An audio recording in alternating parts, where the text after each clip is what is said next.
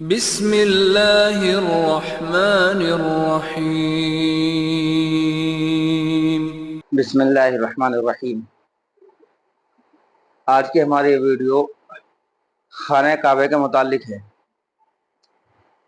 کیونکہ اس وقت حجاج کرام الحمدللہ حج کرنے جا رہے ہیں، تو حجاج کرام کے اعتبار سے بھی ہماری ویڈیو خاص ہے، اور جو حجاج کرام نہیں ہیں، جو حج کرنے نہیں جا رہے، انہیں بھی خانہ کعبہ کے متعلق یہ معلومات ہونی چاہیے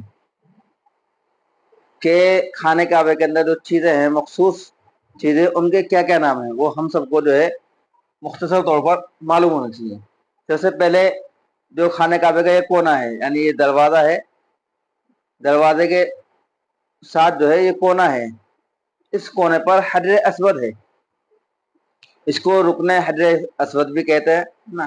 یہاں پہ حجر اسود ہے، اس کا فوٹو آپ جو ہے یہاں اوپر دیکھ سکتے ہیں، اسی طرح کا بالکل باقاعدہ جو ہے یہاں جڑا ہوا ہے دروازے کے جو ہے برابر والے کونے پر، اور یہ بہت مخصوص پتھر ہے، جنت کا پتھر ہے۔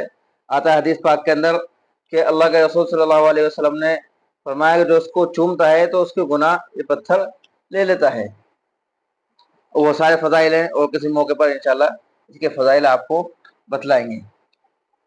تو اب جو کیونکہ خانہ کعبہ کی مخصوص چیزیں بتلانے مقصود ہیں، تو سب سے پہلے جو ہے خاص چیز خانہ کعبہ کی وہ حجر اسود ہے، اور یہ جو کونا ہے اوپر سے نیچے لے کر، اس کونے کو جو ہے رکن حجر اسود بھی کہا جاتا ہے۔ اس کے بعد جو خانہ کعبہ کا یہ کونا ہے، دوسرا کونا، اس کو رکن عراقی کہا جاتا ہے۔ یہ تیسرا کونا جو ہے اس کو رکن شامی کہا جاتا ہے، اور چوتھا کونا جو اس طرف ہے اس کو رکن یمانی کہا جاتا ہے۔ تو جب طواف کرتے ہیں تو طواف حجر اسود سے شروع کیا جائے گا، اور جہاں کیونکہ بھیڑ رہتی ہے تو وہی جو ہے رکن حجر اسود ہوتا ہے، وہیں حجر اسود ہوتا ہے، وہ سارے حضرات کو دکھائی نہیں دیتا، تو اس کے لیے عرب والوں نے اس کے پیچھے بالکل ہری لائٹ لگائی ہوئی ہے، تاکہ ہر ایک شخص کو اندازہ ہو جائے کہ حجر اسود والا کونا یہی ہے، وہیں سے طواف شروع کرنا ہے۔ اور طواف شروع کر کے جب طواف جو ہے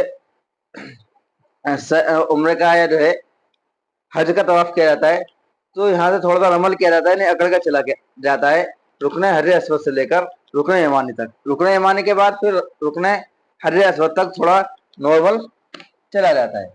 تو پہلی چیز خاص طور پہ خانہ کعبہ کی وہ رکن حجر اسود اور حجر اسود ہے۔ دوسری چیز ملتزم۔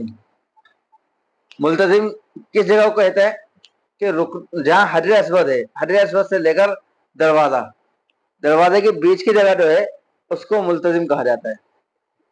ملتزم کے معنی آتے ہیں چپٹنے کے، ہے نا۔ تو یہاں چمٹ کر اللہ کے رسول صلی اللہ علیہ وسلم نے دعائیں کی تھیں، تو اس لیے اس کو ملتزم کہا جاتا ہے۔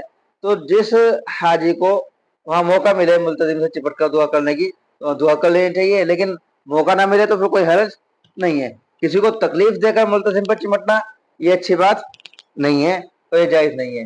ہاں، اگر بغیر تکلیف کے یا معمولی تکلیف کے ذریعے اگر آپ ملتزم تک پہنچ سکتے ہیں تو پھر اس میں کوئی حرج نہیں ہوگا، اور ہر حاجی کو یا عمرہ کرنے والے کو جو بھی شخص وہاں جائے اس کو ملتزم پر چپٹ کر جو ہے اس کو وہاں پر دعا کرنی چاہیے۔ تو دوسری چیز خاص طور پر ملتزم ہے۔ ملتزم جو ہے حجر اسود سے لے کر جو خانہ کعبہ کا دروازہ ہے اس کے بیچ کی جو جگہ ہے اس کو ملتزم کہا جاتا ہے۔ ملتزم کے معنی چپٹنے کے ہوتے ہیں۔ تیسری چیز جو ہے آپ کو دکھائی دے رہی ہے مزاب رحمت، خانہ کعبہ کے اوپر جو حتیم کا حصہ ہے، تو اسی طرف جو ہے ایک نالا نکلا ہوا ہے اوپر سے، خانہ کعبہ کا ایک نالا نکلا ہوا ہے، تو یہ نالا جو نکلا ہوا ہے اس کو ہی مزاب رحمت کہتے ہیں۔ مزاب کے معنی نالے کے ہوتے ہیں، اور رحمت معنی رحمت کہ جو ہے گویا کہ یہاں سے اللہ کی رحمت برستی ہے۔ تو یہ جو پتنالا نکلا ہوا ہے آپ حضرات دیکھ بھی رہے ہیں، تو اس پتنالے کو مزاب رحمت کہا جاتا ہے۔ یہ بھی جو ہے نام یاد رکھنا چاہیے۔ نام بعض مرتبہ کتابوں کے اندر بھی آتا ہے لیکن ہمیں معلوم نہیں ہوتا، اس لیے اس لفظ کا اصل مطلب ہم نہیں سمجھ پاتے۔ اور ایک خاص طور ایک چیز ہے حتیم، یہ جو حصہ آپ کو دکھائی دے رہا ہے پتھر سے بنا ہوا گول، یہ جو ہے حتیم ہے۔ انشاءاللہ ہم جو آئندہ ایک ویڈیو بنائیں گے, اس میں اس حتیم کی تاریخ اور خانہ کعبہ کی تعمیر کی تاریخ انشاءاللہ ہم بیان کریں گے. وہ بھی جو ہے ویڈیو دیکھنے کے لیے دیکھنے لائق ہے, اور ہر مسلمان کو اس ویڈیو کو جو ہے دیکھنا چاہیے. تو چوتھی چیز حتیم ہے. یہ جو حصہ آپ حضرات کو دکھائی دے رہا ہے پتھر سے گھرا ہوا گول, یہ بھی جو ہے حتیم ہے. یہاں بھی جو بھی حاجی حج کرنے جائے یا جو شخص عمرہ کرنے جائے, اسے بھی کوشش کرنا چاہیے کہ وہ اس حتیم کے حصے کے اندر جو ہے وہ ہے کہ 2 رکعت نماز پڑھے اور جو ہے اللہ تعالیٰ سے دعائیں مانگے, کیونکہ یہ حتیم کا حصہ جو ہے یہ خانہ کعبہ کا حصہ ہے. یہ بعین ہی خانہ کعبہ ہی ہے.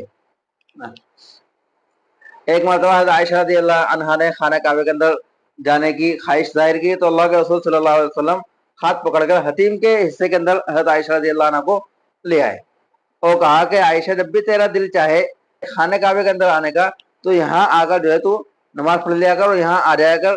تو گویا کہ یہ خانہ کعبہ بعینی ہے. اس لیے جس حاجی کو, جس عمرہ کرنے والے کو موقع ملے وہ حتیم کے اندر آ کر جو ہے 2 رکعت نماز پڑھے. اور یہاں جانا زیادہ مشکل بھی نہیں ہے, تھوڑا سا جو ہے وقت لگتا ہے لائن لگا کر.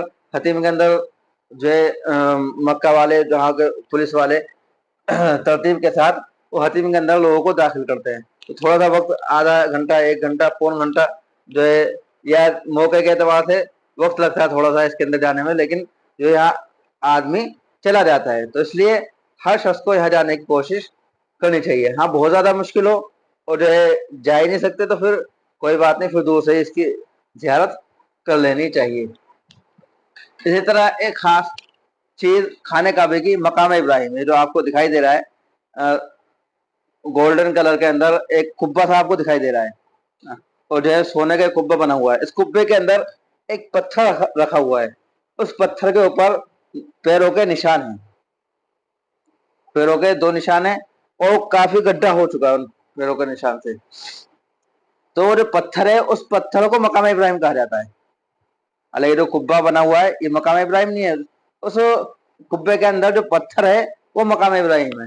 تو اس قبے کو بھی مقام ابراہیم کہہ دیا جاتا ہے. بہرحال تو جو ہے اس قبے کے اندر جو پتھر ہے اس پتھر کو مقام ابراہیم کہا جاتا ہے. اس کی مختصر تاریخ یہ ہے کہ جب حضرت ابراہیم علیہ الصلوۃ والسلام اور حضرت اسماعیل علیہ الصلوۃ والسلام نے خانہ کعبے کی تعمیر کی تو اللہ تبارک و تعالیٰ نے پتھر جنت سے اتارا, اور اس پتھر پر جو ہے حضرت ابراہیم علیہ الصلوۃ والسلام کھڑے ہو کر خانہ کعبے کی تعمیر کیا کرتے تھے.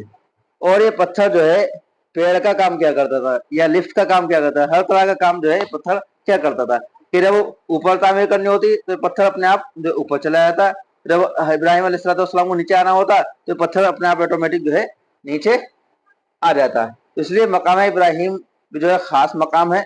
جو حاجی حج کرنے جائے یا عمرہ کرنے جائے تو طواف کرنے کے بعد بہتر ہے کہ مقام ابراہیم کے قریب 2 رکعت نماز واجب الطواف جو ہے وہ پڑھنی چاہیے. ہاں بھیڑ ہو, اگر بھیڑ کی وجہ سے نہیں پڑھ سکتا پھر پیچھے جا کر پھر کہیں پڑھ لے, کیونکہ تکلیف دینا وہ آدمی کے لیے اور مسلمان کے لیے وہ اچھی بات نہیں ہے. وہ ہے کہ حج اور عمرے کے اندر کوئی بھی ایسا کام کرنا جس سے دوسرے کو تکلیف ہو وہ مناسب نہیں ہے, اس سے ہمارا حج اور عمرے کا ثواب جو ہے کم ہو جائے گا. ہاں جو مخصوص جگہ ہے جہاں جانا چاہیے وہاں آسانی سے اگر مل جائے, تھوڑی بہت ہلکی پھلکی مشقت سے یا ہلکی پھلکی کسی پریشانی سے جو پہنچ جائے تو بہتر ہے. لیکن کسی کو جو ہے پریشان کر کر, کسی کو تکلیف پہنچا کر اگر ہم اس جگہ جو ہے رایا راستہ روک کر ہم یہ عمل کریں گے وہ ہمارے لیے مناسب نہیں ہوگا, اس سے ہمارے ثواب کے اندر جو ہے کمی آ جائے گی. اللہ تبارک و تعالی ہمیں اس مخصوص جگہوں کو جاننے کی توفیق عطا فرمائے اور یہاں جا کر ان جگہوں سے برکت حاصل کرنے کی توفیق عطا فرمائے.